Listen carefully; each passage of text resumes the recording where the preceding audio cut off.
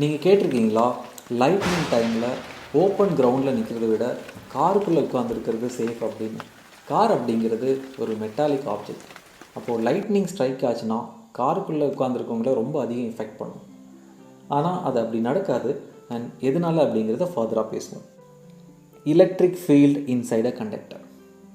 ஒரு metallic spherical கண்டக்டரை imagine பண்ணுங்கள், டயக்ராமில் இருக்கிற மாதிரி.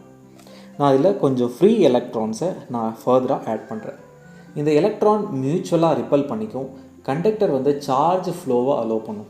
அப்போது இந்த சார்ஜஸ் எல்லாம் மியூச்சுவலாக ரிப்பல் ஆகி கொஞ்சம் அந்த இன்ஸ்டண்ட்டில் நான் எக்ஸஸ் சார்ஜ் ஆட் பண்ண உடனே அந்த இன்ஸ்டன்ட்லேயே அது என்ன ஆகும்னா அதோட சர்ஃபேஸ்க்கு மியூச்சுவல் ரிப்பல்ஷனால் சர்ஃபேஸில் டெபாசிட் ஆகிடும்.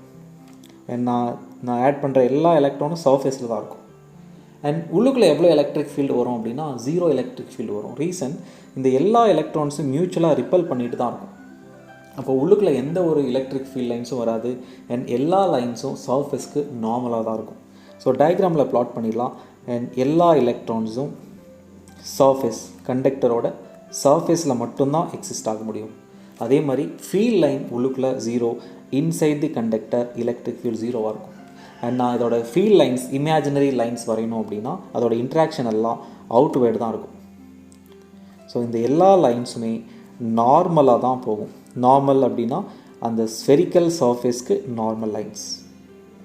அண்ட் இப்படி எடுத்துக்கலாம், 90 டிகிரியில் தான் எல்லா எலக்ட்ரிக் ஃபீல்ட் லைன்ஸும் அவுட்வேர்டாக டைரெக்டாக போகும். ஸோ இதிலிருந்து ஒரு விஷயம் சொல்லலாம், electric field inside the conductor always 0ன்னு சொல்லிக்கலாம். அண்ட் கன்க்ளூட் பண்ணலாம், electric field inside the conductor is 0 and electric field starts normally from the conducting surface. And இங்கே வரைகிற எல்லா லைன்ஸுமே கண்டக்டிங் சர்ஃபேஸ்க்கு நார்மலாக தான் போகணும். அண்ட் இனி லைட்னிங்கோட கேஸ் பார்ப்போம்.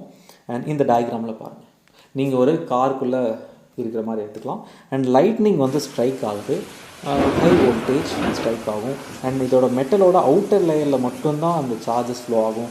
அண்ட் ஃபைனலாக அது கிரவுண்டில் டிஸ்சார்ஜும் ஆகிடும். அப்போது இந்த ப்ராசஸ் தான் protecting a region free from external electric field. And அந்த ப்ராசஸை எலக்ட்ரோஸ்டாட்டிக் ஷீல்டிங்னு சொல்லுவாங்க. அண்ட் ஷீல்டு மாதிரி அந்த ரீஜனுக்குள்ளே எலக்ட்ரிக் ஃபீல்டு ஒரு கேவிட்டியாக இருந்தாலும் சரி, ஒரு கண்டக்டருக்கு இன்சைட் தி கண்டக்டராக இருந்தாலும் சரி, எலக்ட்ரிக் ஃபீல்டு டெவலப் ஆகாத அந்த ஃபினோமினனை எலக்ட்ரோஸ்டாட்டிக் ஷீல்டிங் அப்படின்னு சொல்லுவாங்க.